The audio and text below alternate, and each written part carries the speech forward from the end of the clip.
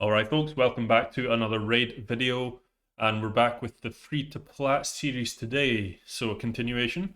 And let's see how we're doing on with the fusion, or the fragment summon, whatever you call it.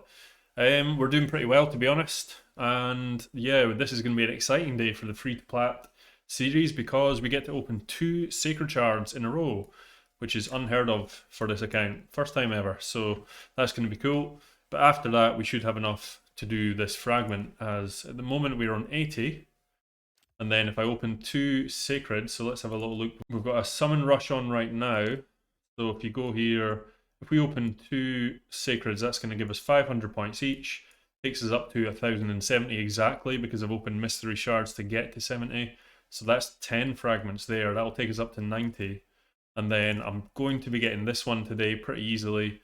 That's 5 there, and I'm also pretty much guaranteed, I think, to get the extra one from this classic arena, because we're on 174, but I haven't used any battles really up to date, so I'm pretty positive we'll get one of these two, which will take us up to the 100. But if we don't, there's so many other options. I've got the champion training tournament I've just not bothered with, because these things are always quite intensive. I find these are probably the easiest ones to miss. But I potentially could get the 2200 if it looks like I need it. But I've also got I think it's a spider tournament coming up, so I think that would be the more sensible one to do. Yeah, it's just started actually, so I only need 1500 points from that, so that's totally attainable in 2 days. So we're pretty much guaranteed the legendary, which is awesome. Whether or not I'm going to summon them right away, I don't know. I'm just going to have a look at my resources. First, we're going to see who we pull from these 2 sacreds. But if I have a look at my resources, I might potentially just keep them in the bank for a champion chase tournament, because that's a free 500 points. And then free to play, that's massive. You know, if we could get like a 5-star chicken or something out of one of those things, that would be fantastic. And I do have 10 ancient shards saved up just from various points of the game. Dungeons, some campaign rewards, things like that. So I'm going to save these for a 2 times ancient event, because we haven't actually done that yet. Well, I think when we started this account, it was on a 2 times ancient. So we're how many days in now? We are exactly 35 days in. So we're 35. We're past the initial rewards. I think the last time I did a video was this point here when I got High Katoon. So we've now got some energy all the way up to here. We're getting another shard here. Get some half decent amulets and rings and things like this in this one. Yaga and the Insatiable isn't really something I'm after, to be honest, but it's better than nothing. He's not fantastic. Maybe stick him in Clan Boss if I don't pull anything half decent for poison before then. But yeah, so 35 days in, and so that's 35 days without a 2 times ancient. So I'm pretty sure it'll be coming round.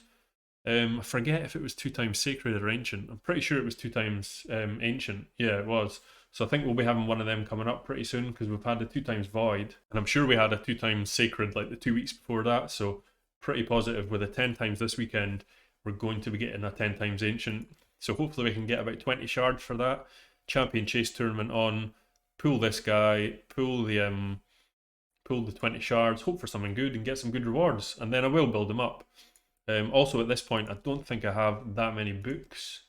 Legendary, that is. I've got a couple to pick up from campaign at some point, so I will get that. What am I looking for here? I've got 3 legendary books, so that's another reason I'm not super keen to just pull them right away if I'm not actually going to use them. I'd rather get the value of the points out of a tournament from them. Because I am actually building other champions just now, and I'm doing fine with these champions, so Inquisitor is getting built up just now. He's a beast. He's definitely getting built up. Armiger is such a monster, honestly. I'm going to go through in a little bit in this video, because I think in the last video we were struggling just with Fire Knight, but yeah, I'll explain it all in a bit, but Fire Knight is so much easier with an Armiger. But let's just cut through the chase. Let's get these 2 sacreds opened. Let's see what we pull. Hopefully we can pull something cool. There is a boosted summon rate on just now for 10 times. So we've got 10 times of pulling both of these lots here. Now, I'm not even thinking about legendaries for this account. If I get any legendary, it's a bonus. We don't have any yet. But if we can pull Ugo, I would probably rather pull Ugo than any one of these 3. Well, maybe Smash Lord and Countess Lex are good, But I really like Ugo. You know, he's probably better for the account all round because he does have the kind of revive on him too, decreased defense. He'd be a very, very good champion. Sanguina, I think it is. She's actually pretty cool. But I would be a bit more disappointed if I pulled her over Ugo. If I do decide, I think I've got one Void Shard, but I'm not pulling it because obviously Cardio would be a beast, but I'd actually be pretty annoyed if I pulled him because he's like a most wanted champion on my main account. And I don't think either of these two are worth, you know, if it was like a Madame or anything like that, I would 100% pull. But yeah, not really worth pulling my single Void Shard for, so let's just crack on with it. Hopefully we can pull something. Ugo would be fantastic, but anything would be cool. Come on, give me something. Oh, it's a Husk. Now, Husk is an interesting one. It actually smacks insanely hard, so it's definitely not a bad epic to pull. Probably wouldn't be like a first choice for me. But yeah, this guy can hit ridiculously hard. 35% chance. I always forget about the stun debuffs as well. This is the one that smacks super hard. So actually, yeah, this is actually pretty cool. It's an enemy max HP champion, which we don't have. We don't have a Cold Heart yet. So yeah, it is a very good pull actually. It's yeah. The more I'm thinking about it, this is actually pretty damn good. HP in arena battles has a 20% chance, but it's up to 40%, I believe, when booked. Yep, of provoke. Yeah. Oh wow, Husk. Interesting. Wasn't expecting that one. 4-turn cooldown for this. Enemy max HP. So our first one, I guess, is pretty cool. Let's go for the second shard. Give me some gold. Come on, come on, come on. Nope. Oh, we pulled a go. Game changer. Absolute game changer. Well, that's the... Yep, that was the number one choice, really. Obviously, like a top tier legendary would have been better, but in terms of the 10 times, that is the best champion on the 10 times, in my opinion. I've done a video on this guy on my main account, and... Oh, God, well, I should say this girl. Pardon my French. I don't think it's a guy, is it? Looks more like a girl. She is awesome. Super good champion. I have quite often used Ugo in like my platinum push teams and stuff. So this is a fantastic way. The only issue I've got here is that I do have a pretty good decreased defense champion on Armina already, but suddenly she's now become a little bit null and void with the Ugo, but not necessarily. She's still very good crowd control, and she does actually put decreased turn meter down on her F2 when there's already a champion with decreased defense. So it does seem stupid to actually go on and try and land decreased defense twice, but if you don't have other champions, it's not that bad a move because you're actually decreasing the turn meter. Plus, she's in like a stun set now anyway. So I'll have a play about. Maybe I could like build one more for PvE and then one strictly for PvP. But since this is a PvP account, it's going to be Ugo. Ugo's nuts. She's got a Kraken revive as well, which gives me an out. So Ugo, yep, getting definitely leveled up. That's going to be my next 6-star, 1,000,000%. She's also Magic Affinity, which is the main affinity we are working on right now in terms of Great Halt. So gets a bit more stats that way. Yeah, that's awesome. That's a game changer. Huge, huge game changer for this account. Potentially is like, well, in my opinion, she's the best epic in the game, actually. Madame's the best arena epic, but you know, her kit is just crazy. She's got the leech on here. She's got decreased defense and block buffs. Block buffs is basically 100% chance as well, because it's increased by 5% for each enemy alive. So, you know, it's basically there because you're getting 25% here, then you're getting 20% against an arena team, 25 against, so it is 100% against waves. It's 95% against arena teams, so pretty damn good. Oh, that's awesome.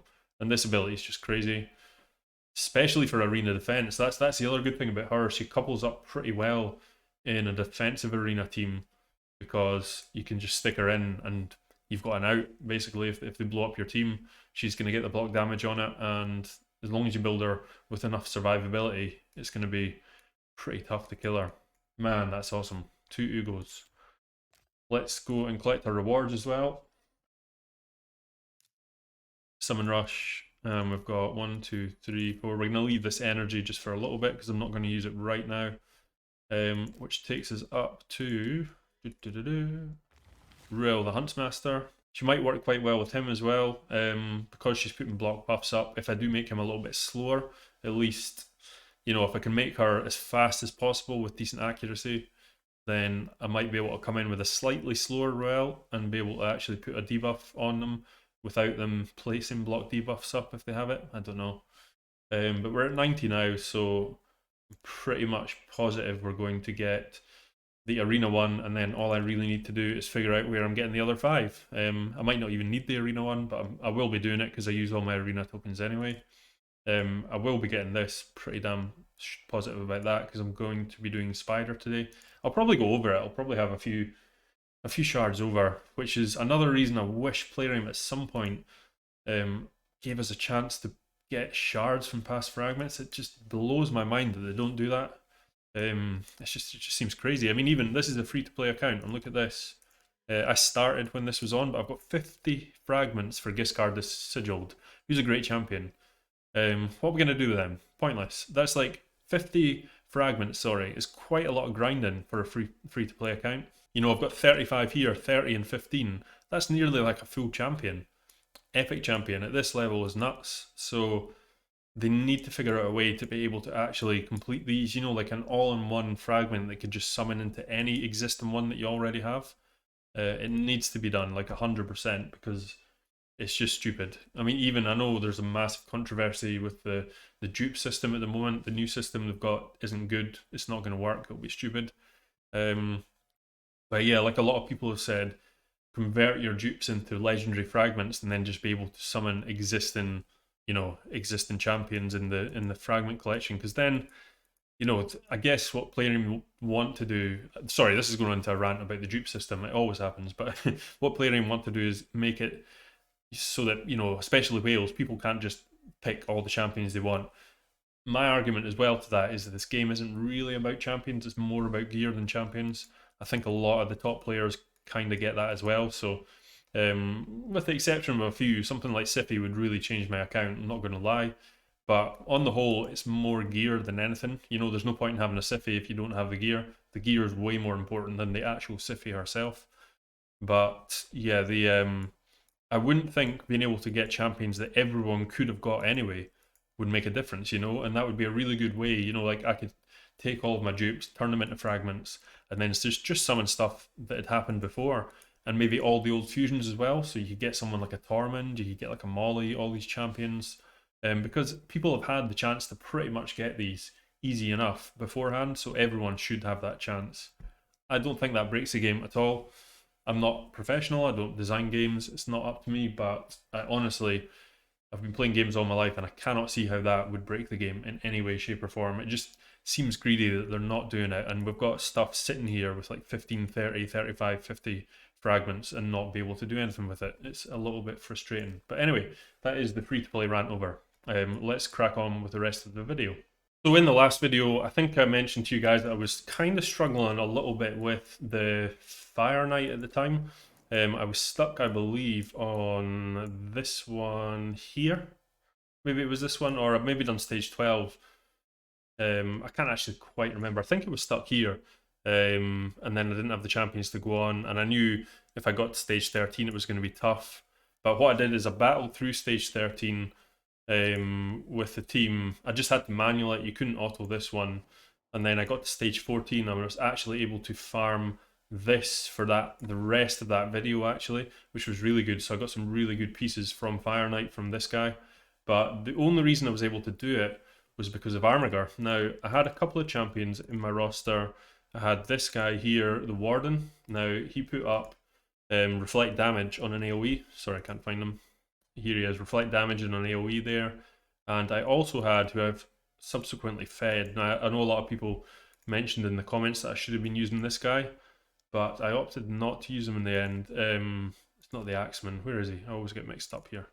Oh yes, it was this guy, the Runic Warder. So he does the same, 15% reflect damage on all allies for 2 turns. So this is a great ability for Fire Knight, don't get me wrong. But rather than putting, you know, effort into leveling something up like that, I had Armiger sitting there. I decided, you know what, Armigers are a safer choice just for just now. Now, I do have to manual it, that is the only problem, just to get through there. but I really want to just maximize this account and get there, because Armagar can use in so much other content. So I was able to do it with just this team here, and it does work kind of on auto, but it's not 100%. So all I was doing was making sure I got through these 2 waves here, which is actually fairly easy, to be honest, but just not auto-in, because you want to keep some sort of abilities back for other content. Like if I'd used auto there, I would have used that ability, and I would have used Jingle Hunter's ability too. So I kind of just manualed it just to maximize what I was doing here. Make sure these 2 ogres don't take a turn because they hit pretty hard. Don't really need to use that right now, but I did anyway. Hopefully these stuns from Armina seem to land way more than they should. Take some shots from them. Decrease defense, and hopefully we can get a turn with Kale. Perfect. That's fine, that's us on easy street now. And then when you get to the boss, it's fairly easy. You A1 there, A3 there, A1, A1. We land the decreased speed, which is exactly what we need. And then Armagar just takes over. And we don't need to heal anyone, so we can hit there. And at this point, what I'll do is I'll just use, because Armina doesn't seem to use her A3 at all against the Fire Knight, which is a little bit frustrating. But I'll use that and then hit auto. And then really, it just kind of works away like this. And then I was just counting up until the point when Armina comes back round to her ability, and then use it again, because Cold, I keep calling him Cold Heart because he's looking very cold. Jingle Hunter does use, as you can see, the Cold Snap ability, which decreases turn meter 2. And we were able to farm the rest of that tournament successfully like this and get some pretty solid gear for some of our champions. Now, I think this will actually just work on auto all the way up, but as you can see, she didn't use the right ability there. So what I'll do is I'll just wait till it comes back around to her and then use it myself. And that just keeps us safe, makes sure the Fire Knight doesn't take a turn. Even though he wouldn't kill us, it just makes it slower. And realistically, I can do this in kind of just under 2 minutes, which was fine. And I got some really good gear. So that's where I've geared up a few of my champions now. What I was really wanting was Armina and a stun set, which I managed to get. Now, it's not the best stun set in the world, but it's early days free to play, so I'm happy with what I got. Got a very good shield here for the level. Got a cracking chest piece here off of the Forge. Honestly, guys, the Forge for new players is like the best thing they've introduced into this game. Really, really strong. So accuracy, speed, everything here. Yeah, 4-piece stun set on Armina is a lot of fun. Now, she does still have a decent amount of accuracy, but you don't need the accuracy to land, as everyone knows, from an artifact set. So she's always just going to be getting these 10% turn meter increases, which is really, really strong whenever she lands these stuns. But then because of that, she's got more of a chance of landing these, and it's just, it all snowballs. The stuns go pretty crazy with her. Like I say, this A1, it's a 40% chance. Oh, sorry, 45% chance. But it seems to hit a lot. Definitely seems a lot more than 45% chance to me. Really, really clutch this ability as well. So I'm going to keep using her, definitely. She's a super cool champion. Just working on her Masteries too. In terms of Masteries, I've got Kale just about there to Helm Smasher. I will be using him in Helm Smasher, but then I'll use my free reset to switch him to like a clan boss champion as soon as I get the new legendary guy leveled up. Again, Tora guy has been totally changed as well. He's actually running in a Relentless set right now. Now, it's not like I would have specifically gone out my way to run this guy in Relentless, but I got HP on both of them and they're both 6-star, and I don't have much 6-star gear just now, so I'm going to level them both up and he's going to be a total tank and put on big shields. Plus, taking 2 turns with him is actually pretty good. You know, he's landing a lot of debuffs. You're able to cycle back around quickly through this. I'm not booking him quite yet. I was just seeing who I picked up, and Ugo now is obviously definitely going to take over from this guy in terms of, well, I'm not really using him in arena, but I do occasionally use him in defense just to try out because he's pretty fun in defense. But there might be a combination of using him and Ugo together in a defensive build, which would be pretty damn cool. I might try that out just for lower level. His Masteries are coming along too. Jingle Hunter's still awesome. I'm going to be using him because, well, I need to go faster than people, and he's my best speed lead. Obviously, when Arbiter comes, I cannot see me using this guy at all, but I do feel that he needs a little bit more recognition because this Jack Frost ability is actually really strong. If you could build like a really good Jingle Hunter, I think he's a little bit better than people give him credit for sometimes. But yeah, most people, I suppose, seem to think he's pretty decent. War Maiden's kind of been sacked now, and we're still running at the same speed. I've not had a speed upgrade, but I haven't been farming Dragon, so that's understandable. 243 speed, which is fine. We're doing okay. And the Inquisitor, I have put in a Relentless 2, a pretty decent Relentless set actually. So again, this is the best gear I'm getting because I keep winning these early tournaments. I always say to people, when you're low level, it's the best chance to win 6-star Relentless gear. It's so much easier than when you level up because you're facing against whales and stuff. So and the bar is much lower for getting all the basic rewards too, so you get more bang for your buck. So take advantage of that. This is totally free to play. I've not bought anything for this account, and I've managed to get quite a few 6-star Relentless pieces using this account, so it's definitely possible, 100%. Obviously High Katoon as well. I'm very tempted to just keep leveling her up because she needs to get to 6-star Ascended to get her speed upgrade, so I think she jumps up from 97 to about 104 speed at that point.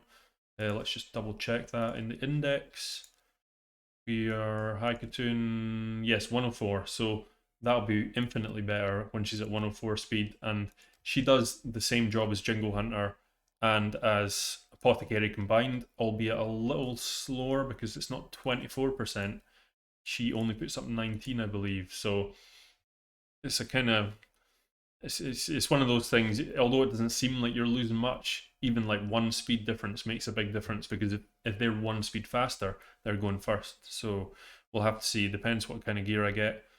Hopefully we could have pulled a Gore Grab or something by then anyway, that would be awesome. But yeah, I'm going to level her up anyway because I think she will be useful. I use her in my main account anyway for like Doom Tower content, and because this is all battles, you see, it's really cool. Whereas Jingle Hunters is just for arena. So she's great for like dungeon teams too, so I'm going to definitely level her up. But yeah, that's the account as is. Like I say, I've just been going hard at this fusion fragment, whatever you call it. So I'm tempted to open these, but I'm definitely not going to because it doesn't seem like there's any point with the summon rush, because with the summon rush it's set amounts, and even if I opened all of them, it would only give me 200 for 10, which would take me up to, yeah, I would only actually get 200 energy if I opened all those shards, which doesn't seem worth it at all. You know, if it was like a 5-star chicken, 100% I would do it. But for that, no, I'm just going to save it for the champion chase and yeah, see how we get on there. Let's just jump into the arena team though. See how we're getting on. We're still just floating about Silver 2. Now, the matchmaking change just came in, was it 2 days ago, I think? Maybe a day ago? So it's difficult to say for me because this is such a new account and I still have quite a low player power, and I always have. This is the most amount of player power I've had. It's always been about 170, 180. So I wasn't actually getting matched up with crazy teams anyway. But it definitely seems, yeah, manageable anyway. For Silver 2, I mean, I've not been down to Bronze and stuff. I don't know what it's like. But, you know, teams like this, we can definitely beat teams like this. Watch this, I'm going to get absolutely annihilated here. Nope, thank God, that would have been embarrassing. That's the sort of thing that usually happens when you say you can beat a team. But this is the team is working pretty well just now. Unfortunately, we didn't get any stuns there, but that's not normal. Usually, Armina stuns someone with that stun set. Let's have a go. Some of these teams look a bit powerful. Oh, this is this new guy actually. He's really cool. I do like this guy a lot.